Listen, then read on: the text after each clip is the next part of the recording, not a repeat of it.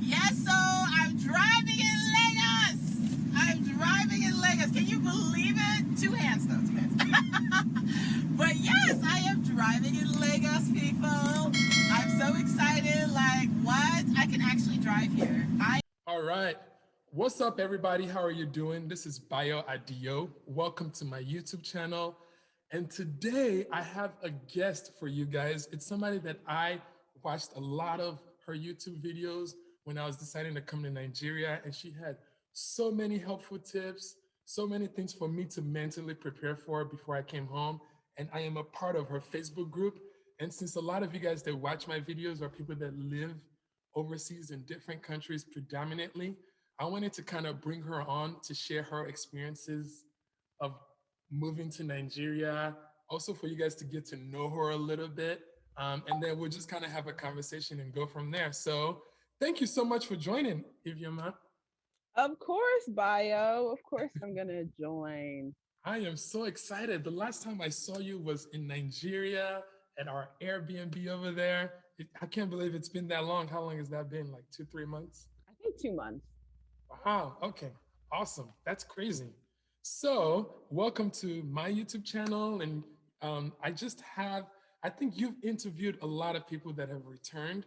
I feel like it would be awesome to interview you, get your experience. So, but before we kind of get started, can you share a little bit about who Ivioma is? Like, where were you born? Where did you grow up? What was your career path? Just give us a little background and who your parents are. Hello, Mhm. everyone. Thank you so much for having me on Bio. So, pretty much backgrounds. Let's do a quick little background on me. I grew up in New Jersey. I went to college at Emory University. Then I went to law school at Thurgood Marshall, which is in Houston, Texas. And then after law school, I started my own law firm with one of my best friends. And then we moved, then I got a job after that. And then I moved to Wow. Nigeria. Like, I don't know. It's a quick Crazy. So, little update. But yeah, that's what happened. wow, I never even knew that. So, like, you went to law school and you had like a law firm. What Yeah, I like had a law law firm. were you practicing? Like criminal law or? It was just small, it was like petty theft, like smaller crimes because I only started a law practice because I couldn't get a job right after law school. So I went to the courthouse and I would just collect whatever the judges would give me, right? So spousal support or baby daddy drama or any of this stuff, like that's what I did. So it was actually good. I feel like if I took it seriously, I would have still had my law firm today. But in my mind, it was just a filler. Like I'm just doing this law firm thing until I get a job. But I really should have taken it seriously. I probably would still have it. But yeah, Wow, everything's about mindset. that's amazing. So I know you moved to Nigeria, but I'm trying to like understand like where your mindset was and what your life was like before you decided to make that move. So like, how was life then? Well, right now, actually, I'm speaking to Bio. I have a hat on. I'm speaking to Bio from New Jersey because it is, and it's snowing outside. It's craziness. So I moved to Nigeria December of 2019. I just picked up and moved, and my life is pretty much. I worked at a law firm in New York. I lived in Newark at the time, so I would just take the train. Everything was kind of steady. There was no issues really. Like I just woke up, went to work, came back, went to sleep, woke up, went to work, and came back, went to sleep. Then I fell into the world. But then I started praying. I started asking God, like, there's more to life than this, God. Like, help me understand what is going on. Like, I'm not being fulfilled. I don't feel fulfilled. I don't feel, I don't know, like, I just didn't feel like, um, I felt there was more to life than how I was living. That's it. I felt there was more to life. And I felt kind of empty and just everything was in a routine. And so pretty much I feel like with God's guidance, like God told me to go into blogging and then I initially started with um blogging about like African business in general. And then I just narrowed it down until I got to the niche I am right now, which is diaspora focus, right? Nigerians in the diaspora who want to return to Nigeria. That's my audience. That's my focus. That's the only people I think about creating content for, and so it took me some time. It took me time, but I had to trust that the media realm was the realm for me, right? Because it's kind of random to go from law, going to a law school, having a good job. Like I had a good job when I was living in Houston. I after my law firm, I got a job with the city of Houston. Like I was a government employee, and I gave it up to move to Jersey so I can save up money right before my move to Nigeria. So yeah, like I made a lot of sacrifices for this Nigeria dream. So it better work out, right? I mean, it's That was fascinating. rambling. Yeah, no, no, no. I mean, like, it's fascinating to me. So, like, yeah, so you kind of seeked guidance, and this was like divinely inspired, where it's like, you know what, I think I need to go there. No, But I did. like, I did think that. Like that was a huge part of me changing and opening my eyes to like Nigeria and focusing on Nigeria was God. If God did not, God told me to move to Nigeria.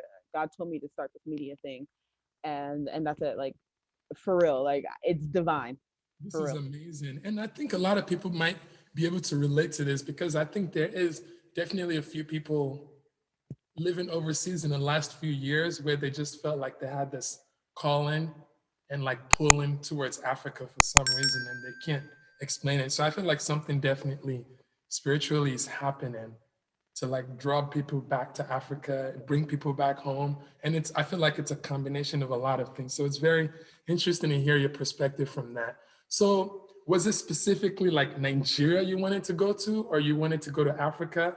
And why did you just choose Nigeria and you're like, I'm going? Well, I'm second generation Nigerian American, right? So my parents came when the student visa lottery was going on in the 80s.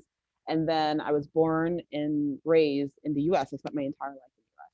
So the only time we really go on vacation was, well, no. The only time we would visit Nigeria as frequently as my parents allowed, right? There's six of us. So my parents really tried. They really tried. The amount of money, especially this is back when plane tickets were really, really expensive. The amount of money they must have spent, it was ridiculous. But they wanted to make sure that we knew where we came from. They wanted to visit their family. They wanted to make sure that, their kids understood that they are Nigerian. We are Igbo. We are this. We're from Atani, Arachuku. You know what I'm saying? So we're from these places, and they wanted us to make sure that we saw it. And they spent a lot of money and a lot of effort. They really tried to ensure that. And so since I've been returning to Nigeria since I was a kid, um, I loved it. Every time I would go, I'm from the East, and we just went to our village, right? We didn't spend any time in Lagos. We didn't really go anywhere. I mean, the other city we went to was like Port Harcourt, but pretty much we were just in Abia State the whole time, and I loved it. Even when I thought Nigeria was like a giant sprawling village, right? I thought it was a series of villages, and that's all I knew about it, and I loved it since I was a kid. So I've always felt drawn to it. I always felt like I really want to make sure I connect with home and all that stuff. So it was pretty. I mean, I did go to I did want to make sure I tested out East Africa, like the feeling that, right? So I went to Kenya and Uganda. I went to Nairobi, Kenya, and Kampala, Uganda, in 2019, just to test out East Africa, because everyone says it's a really good place to live too, right? A lot of people say that. But when I went, it wasn't the same feeling that I had when I visited Nigeria. It just wasn't the same. Like when I go to Nigeria, I feel so alive and I feel connected. I feel in it, But when I went to Kenya and Uganda, I didn't have that feeling. Those are beautiful countries, lovely people. Ugandans and Kenyans, lovely people, and it was a great life. But I didn't feel that pull towards those countries. I just felt that pull to Nigeria, which at the time I thought was really quite crazy because Nigeria is a little bit rough, especially Lagos, a little bit rough. Yeah. It's definitely a rougher landing than if I moved to like Kenya, Nairobi, Kenya, or Kampala, Uganda, for sure. Yeah. Wow, it makes sense because when I watch some of your videos, one of the things that like fascinating to me was how adaptable you are and how like you rode with the punches and how you went with it. And I remember I'll be watching with my wife and I'm like, dang, I just love her. I love how she's just like, just going with it. And one of the most funniest video was the one where you were talking about like driving in Lagos and how you Who's gonna get a driver? Yes, so I'm driving in Lagos. I'm driving in Lagos. Can you believe it? Two hands though, two hands. But yes, I am driving in Lagos, people. I'm so excited. Like, what? I can actually drive here. I was so scared. That was the one thing I didn't think I could do here, was drive in this city. But man, I really can just laugh every time I watch that video. No, it was a huge achievement for me. That it was like genuinely what I was saying in that video. I really felt, I was so happy that I could drive. Like I worked up the courage to drive. But you know, that same adaptability is what I see in you too, Bayo. That's why when you came, being adaptable is like the life skill. Somebody talking about the ultimate life skill, being adaptable and having a switch in your brain, like go from, okay, I'm in Rome, I'm gonna act like a Roman. I'm in Nigeria, I'm gonna act like a Nigerian. I'm in Lagos, I'm gonna act like a Lagosian, you know? So you have to have that switch, especially if you're moving and you're just picking up and moving, right? Because I moved back by myself. I just literally picked up and left. It was time. God's been telling me this for a while to move, and I delayed and delayed, but you have to step out on faith. You have to have true faith, and you need to have faith in your abilities. You need to have faith in like your vision in your mind, and you have to have faith in whatever deity you choose to believe in, right? And once you have that, and you know for a fact, when I moved to Nigeria, I knew for a fact I was supposed to do this. I feel like if you have that in your mind, like, I'm supposed to do this. This is divine. I'm supposed to do this. How can anybody be against you? Like, everything you're going to see is going to be a learning lesson. And you're not going to see it as something like, oh, I need to run right now. I need to go away. You know, you're not going to see it like that. It's a learning lesson because God wanted me to go through this suffering. So let me learn something while I go through it, right, Bayo? I love it. And maybe the intention is also to have you go through it so you can teach others who are trying to make that move as well, which is very cool. I never thought of that. That's like, okay. That makes sense. Wow, that's cool. So you have been in Nigeria for how long now? So I just left Nigeria, February 6th, 2021. I left for a brief break, right? I'm going to be back March 6th. So I left for exactly a month. But I left December 2019. So I feel like it's like 14 months. I was in Nigeria straight, 14 months. I didn't go anywhere. It feels like you've been living in Nigeria for like 5 years. Really? I feel like it feels like a year because the first year was for me more about, can I live here? Can I survive here? Can I thrive here? And then now I feel like, can I build here? And not can I build? What am I going to build in Nigeria? Now I feel like that's what my second year is about. But no, it doesn't feel like 5 years. It feels like a lot shorter. Yeah. I think from us looking from the outside, because of us looking so many videos that I do. Yeah. It's like, man, she's been here for a while. Okay. So here's my next question. So this question is probably, and since we're kind of like US, Nigeria type folks, I am very curious though, like you living in Nigeria, what do you miss the most about US, living in Nigeria now? So now that I'm here, I've come back. I've been back for 2 weeks now. Nothing. wait. Let me go back. What do I initially, the first answer in my head was nothing, but then shopping. I love the convenience here. That is not even shopping. Convenience. That is the only thing I miss. Like the convenience of Wi-Fi working, the convenience of, if I order online right now, I'm going to get it super fast. I miss the convenience, but to be honest, it's not even, the convenience is not even enough now for me to miss anything here. Because I even haven't, because of the snowstorm, I haven't even gone shopping like I wanted to. Yo, I've been here for 2 weeks. I ordered one thing, it's delayed. Like, what's going on? So I'm sitting there thinking, like, wait a minute. Am I literally about to leave the US in like 2 more weeks without buying anything but deodorant? Like, what's going on? What's going on? Wow, I know, by the way, guys, you guys that are listening, we got like a crazy winter or snowstorm in the Every US day, right now. every It's single day. There's oh snowing, it's ice is falling from the sky. Ice, it's not even hail. They call it ice is falling. my They said, oh yeah, little shards of ice is falling today. Or today, oh my we're gosh. gonna get 8 inches. Like we got 8 inches yesterday. You know what I'm saying? It's like, what's going on? So That's crazy. yeah. So But now that you're yeah. in US, Mhm. what do you miss about Nigeria? I just miss my life. Like that's the one thing. Okay, so now that I've come back, I actually got a really as soon as I landed, like 2 days after I landed, I already got a remote legal position in New York. Because the reason I got it so fast is because I'm used to like applying, but also like it's really easy to get legal jobs in from New York, like little cheap, they pay you low, they work you hard kind of job. Um, it's actually really easy. But so now, essentially, other than me, I'm staying at my sister's place because I don't have an apartment anymore. Um, it's like my old life exactly. Like I would wake up, I would work for 12 hours. Like I have to do 12 hours a day. I would wake up, work out. I mean, I would wake up, do a little stretch, right? Then I would work on my computer for 12 hours. But before I was doing it in a law firm, but now I do it at home. And then I would go to sleep. And then I wake up and work my 12 hours. And then I'll go to sleep. So what I miss about Nigeria is the life. I actually miss how chaotic it is.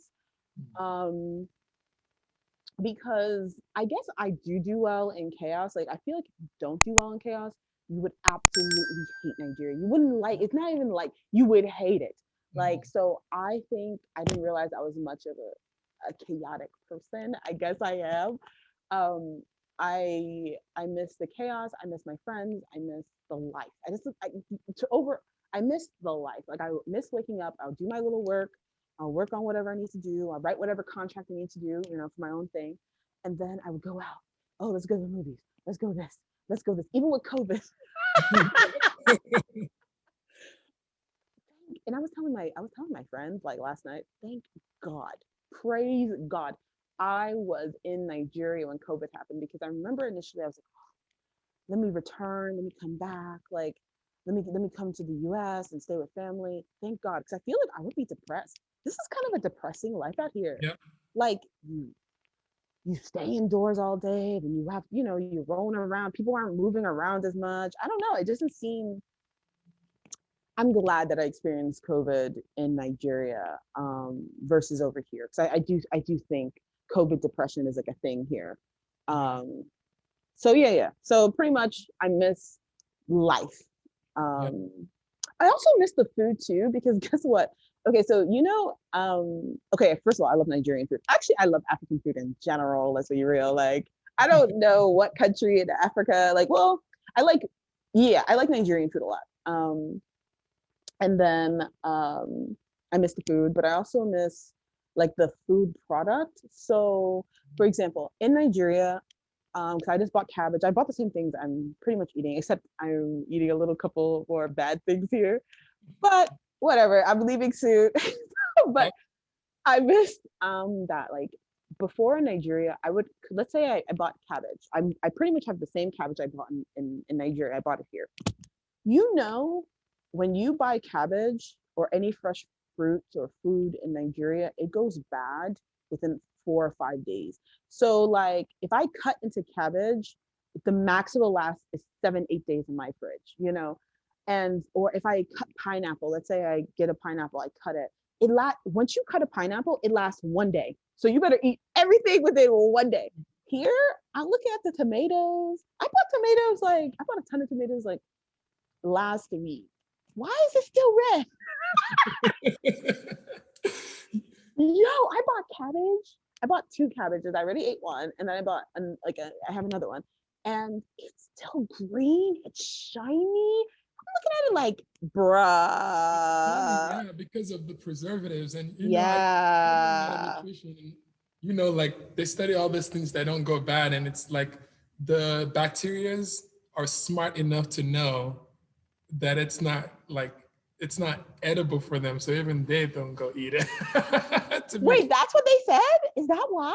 that's what I read somewhere, because whatever they're putting Bacteria in can't even eat it? is detracting them from eating it. And I mean, I'm sure there's like Dang. levels and balances, but I think it's the I thought it preservative. was GMO'd. It's probably GMO, also genetically modified to not kind of go bad quick. It's funny, one of the things that like I missed when I was in Nigeria in the US is like perfect bananas. Yeah, that's true. That's true. The fruit and vegetables in the US at ShopRite or in these grocery stores is perfect. Tomatoes Mhm. are perfect. The Yeah. bananas are perfect. But you know, that's not the case in Nigeria. Yeah, no. So it definitely gives you a wide perspective on like organic and like things that have been modified a little bit. Yeah. Very good. Thank you so much for sharing that. All right.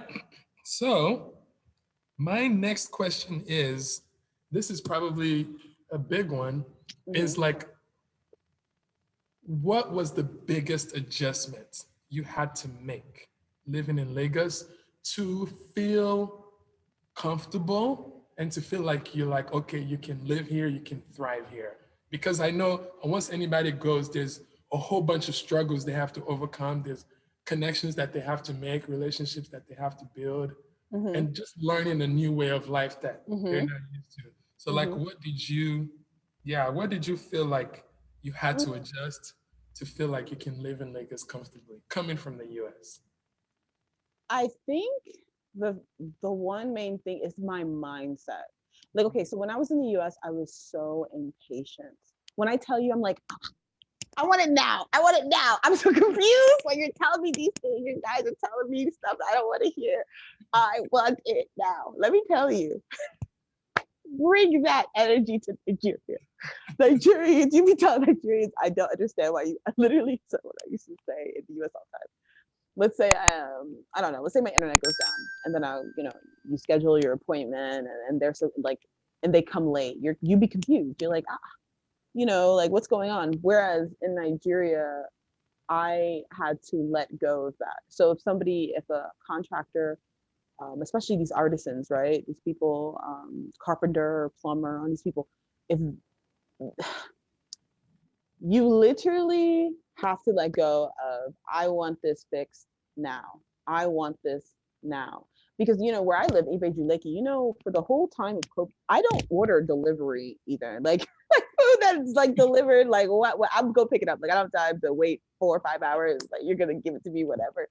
Like every single thing about the whole impatience, it comes from that American lifestyle because everything is so smooth here that like when you order something, you should really get it immediately. When you whatever it is that you are scheduling and doing, it would be crazy for there to be gigantic delays. It would have to be a blizzard. It would have to be some extreme weather for a lot of things to be canceled or you can't get it now. Like there's everything in here has a 15-minute wait, a 20-minute wait, or whatever it is that you want to do. So that was the biggest adjustment, and I feel like you really need to let go of I want it done now. Even when you deal with like plumbers or carpenters, when they tell you, oh, I'm going to show up at 9, really probably don't. Now, if the plumber tells me I have a plumbing issue and they tell me, oh, 9, I start calling them around 5 p.m. Like, bro, you didn't show up here. What's going on? Like, because to me, 9 meant they just gonna come that day. Like, that's what 9 means. It means they're gonna come that day.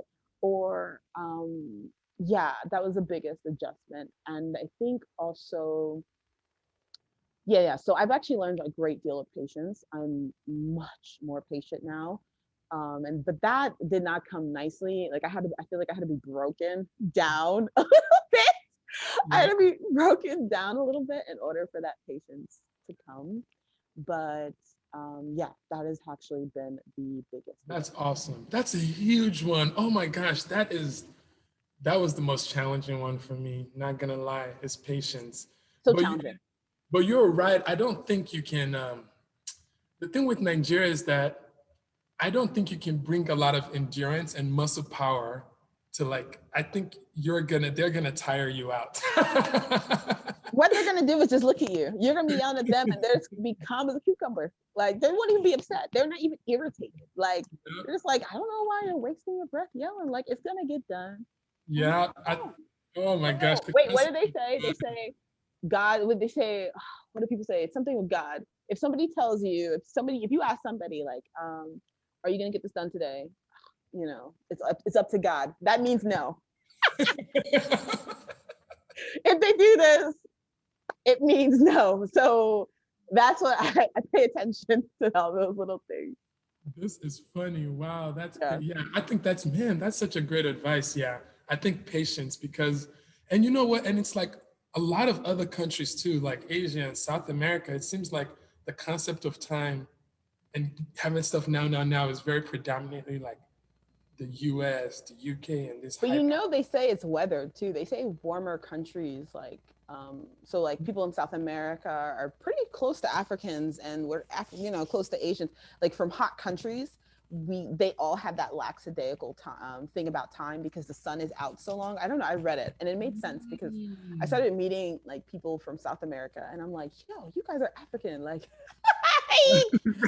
Yeah. How they approach time, how they're just so. Yeah, a lot of cultures are very similar. When you talk to them, you're like, oh my gosh, like we do that too. Yeah, I think it's the weather. Yeah, no, that's a good one. Yeah, I think mindset and patience is a good one because the people that I see get frustrated here or that are the ones that are trying to expect the same things that they're used to in US Exactly. and Nigeria. And so at that point they get frustrated so much to where it diminishes their experience of living there.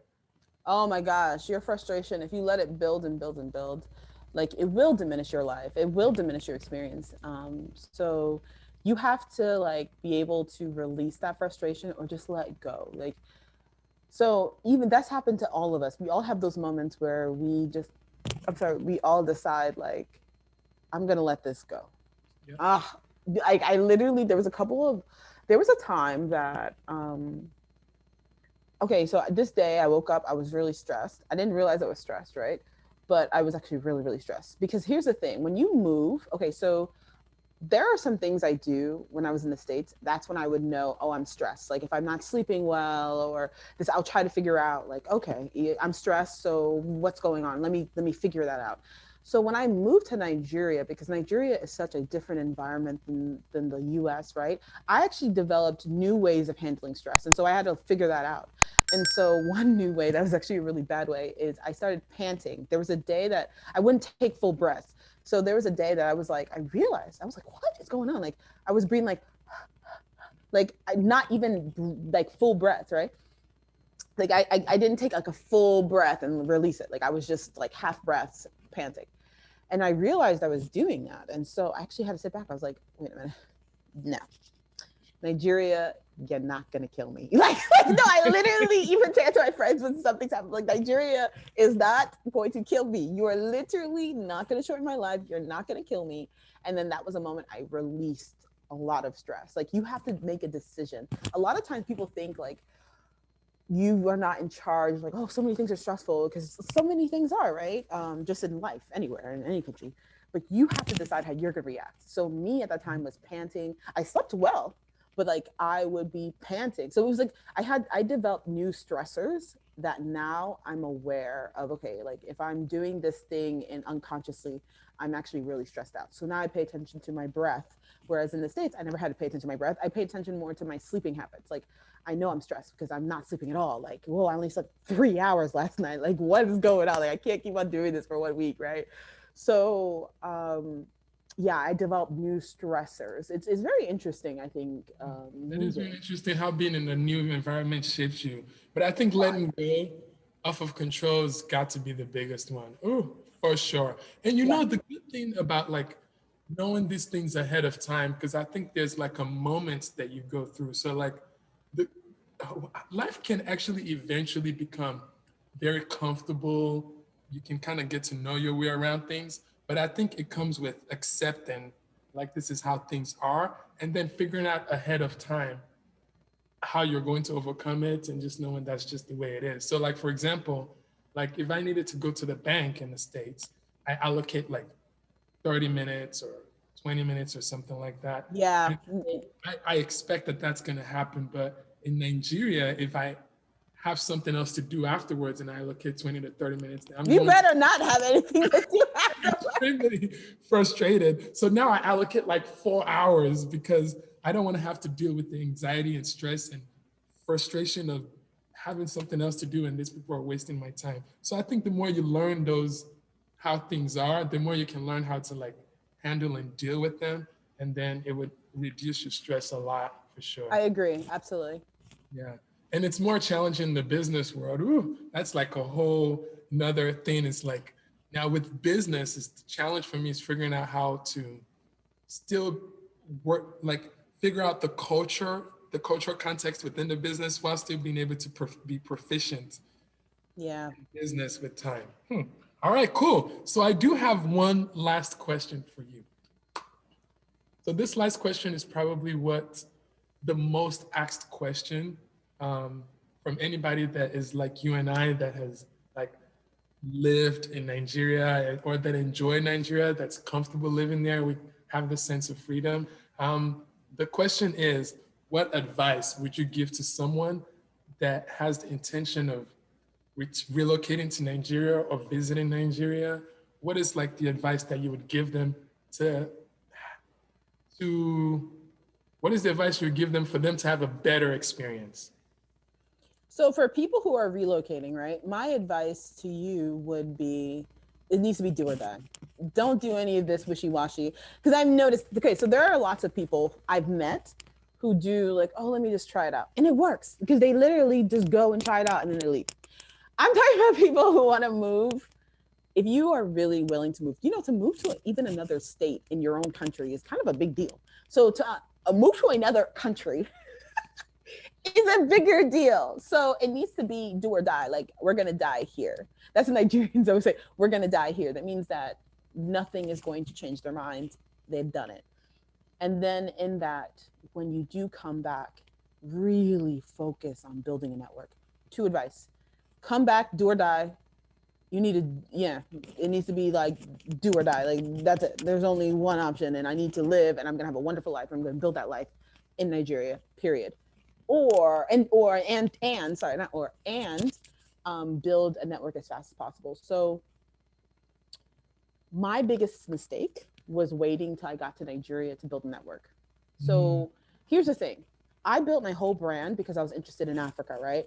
But then I moved to Nigeria. I didn't move to Africa, right? I moved to a country in Africa, but I moved to Nigeria. What I should have done is I should have literally been, before I came back, I should have sent off a lot of connection requests on LinkedIn, Instagram, or Facebook. I should have really reached out to people in Lagos who are doing stuff that I want to befriend, I want to connect with. Because let me tell you this, a lot of the experiences I had were literally because I didn't have the network. I moved back by myself as if this was America, like, oh, I moved to another state. Like, no, girl, you didn't move to another state. You moved to Nigeria. And you should have, what I should have done is I should have built that network before I arrived. And so that is the only reason that so the reason I know this is I actually thought about this in September. So to be honest, when I moved back, because I did not build that network, I was just relying on in-person meetings. COVID happened when I moved back. Yeah. You see what I'm saying? Yep. So COVID happened. So I'm literally in my house in Ibeju Lake, which is even distant, it's far, alone for months. Like, as in from March to August. So I don't know how many months that is, but it's a lot of months. My experience was that because I didn't know anybody, and I didn't have that time to go to meet people because of COVID, because all the events, they closed down everything. But if I knew people, hey, the amount of fun I would have had. Everybody was going to house parties, doing this, doing that. Like, oh yeah, this club is open at night for you know what I'm saying? Like, Nigeria is about everything in Nigeria. Your entire experience is about who you know. That's why some people go and they just seem to have this most wonderful experience ever, because they just know the right people and they just call X, Y, and Z, oh, this and that. So build that before you come. Don't be like me, who was out in distant, remote Ibeju from March to August by myself. And so that kind of wore me down a lot. Yeah, that actually really got to me. That really wore me down a lot. And then by the time September came around, that's when some people started traveling into the country. That's when some people started reaching out to me via my Instagram or Gmail, send me an email directly. And that's when I started reaching out to people too, because I actually had to force myself, because when you spend a lot of time by yourself, you slow down. You don't really try anymore. So it just took me a while to get into the right circle. I'm still networking. I'm still trying, but now my experience, because I have friends now in Lagos, is like 180. It is a huge difference. It is everything. Everything is your friends. It's everything, or people that you know. Everything. You call somebody, they're like, "Hey, come through." Oh, come to this house party, and then at that house party you're meeting all these wonderful people. It's very easy to meet people in Nigeria, but you just need to go out. You need to be invited to the right things to meet the right people, because of course, I was meeting a lot of people from March till August, but I was still in my house, right? But yeah, that was my biggest regret, was the networking. It would have changed my entire experience. But it was good, because I feel like at least I showed through my videos, like, your experience. If you move back, you don't have a network, you don't have much family in Lagos, at least you got to see that kind of evolution, because now my life is wonderful.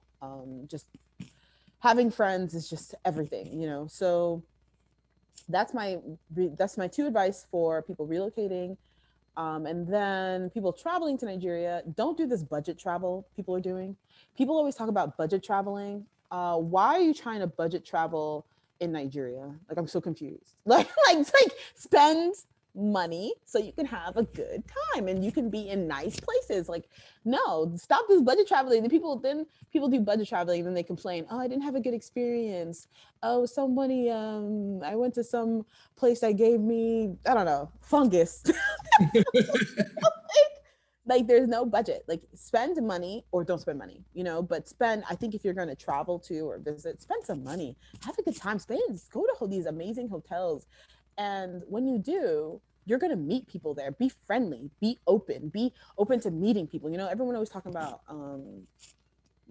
untrustworthiness, but it's kind of weird. Like, on one hand, I would tell you, oh, be open. And I would tell you, just be open, like, ignore all those stereotypes. Nigeria is actually an amazing place to meet people. It's so easy to network. It's so easy to meet amazing people doing amazing things. So remain open to that, and then spend money and go to these nice places so you can meet the right people. Everything in Nigeria is about meeting the right people. And I know before I didn't believe that, but I had to learn for 1 year. I just learned a lesson. I literally wrote this down. I just learned this lesson in December. It took December of 2020. So it took 1 full year for this message, because I remember I was sitting somewhere and I was having the most wonderful time. I think I was in a Nugu, and I'm looking around, I'm surrounded by people, and I was like, your network is your entire experience in Nigeria. It is your entire experience, because we went to this place that's like, if you Google it, you're not going to find it, right? We went to, like, everything was kind of hidden or whatever, and I was just having a wonderful time with all these people, and I was like, you know what? Like, I cannot believe it. It took 1 year, but finally, I have friends here. Finally, I'm in a certain type of circle that if I go to different cities in Nigeria, I'm taken care of, or people are able to show me around and do X, Y, and Z, and it makes it wonderful. So yeah, that's my advice. I know I rambled. That was long.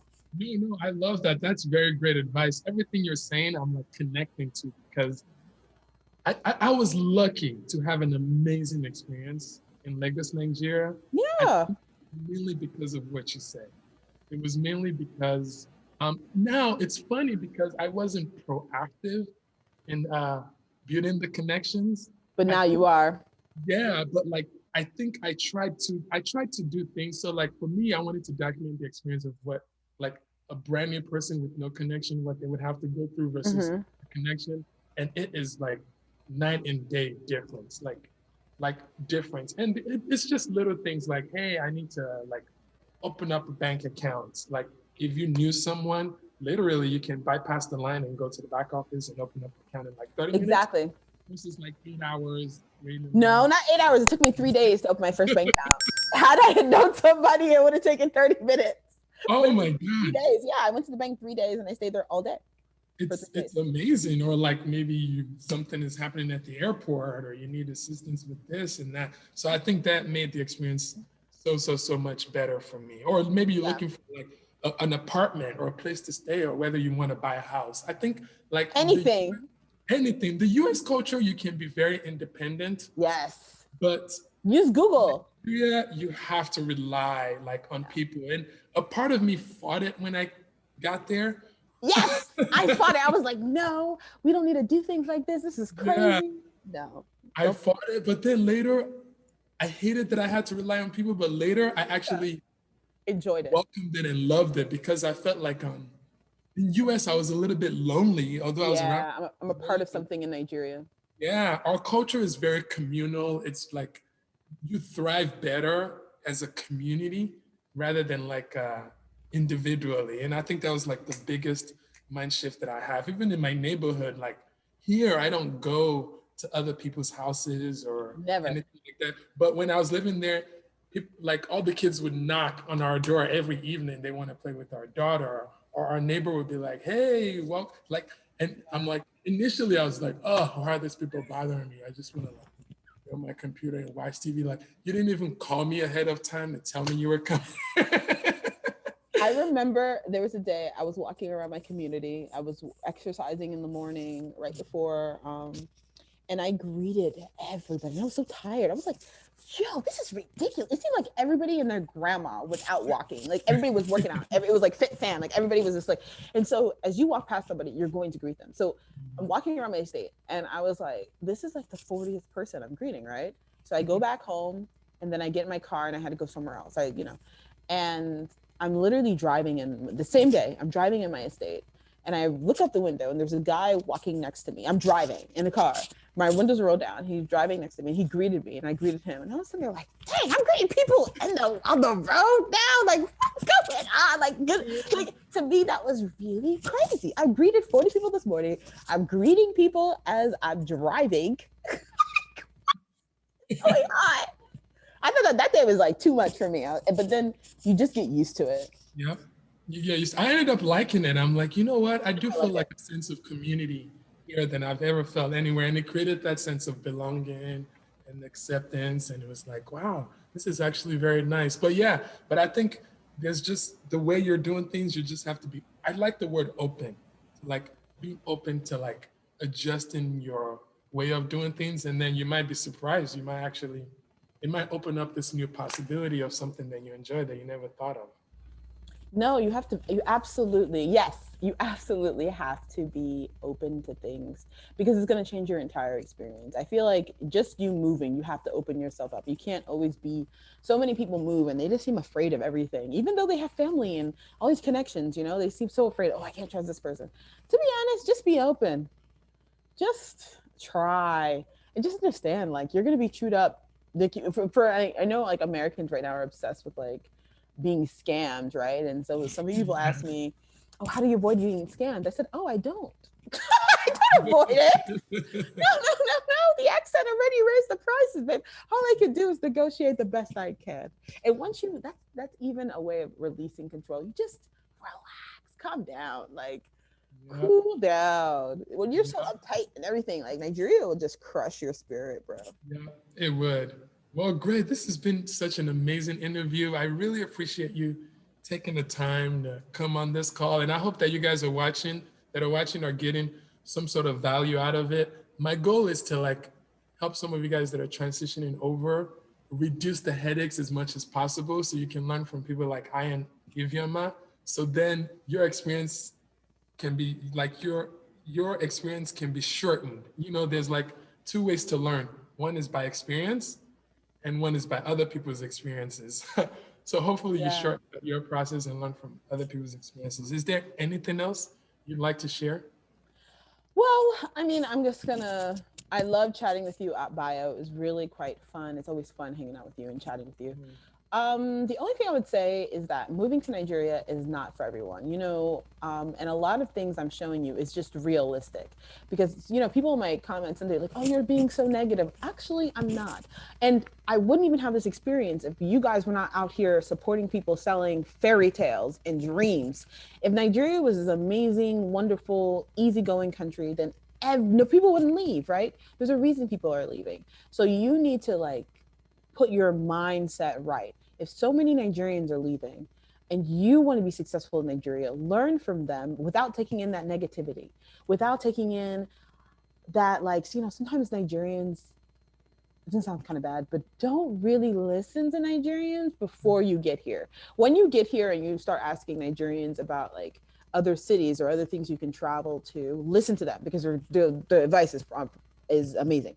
But when you're overseas asking advice from, let's say, your Nigerian relatives, let me tell you, majority of them are going to be wildly negative because they're so disappointed in their country. They're so disappointed where Nigeria is 60 years later, So don't take that in, but do take in realistic advice.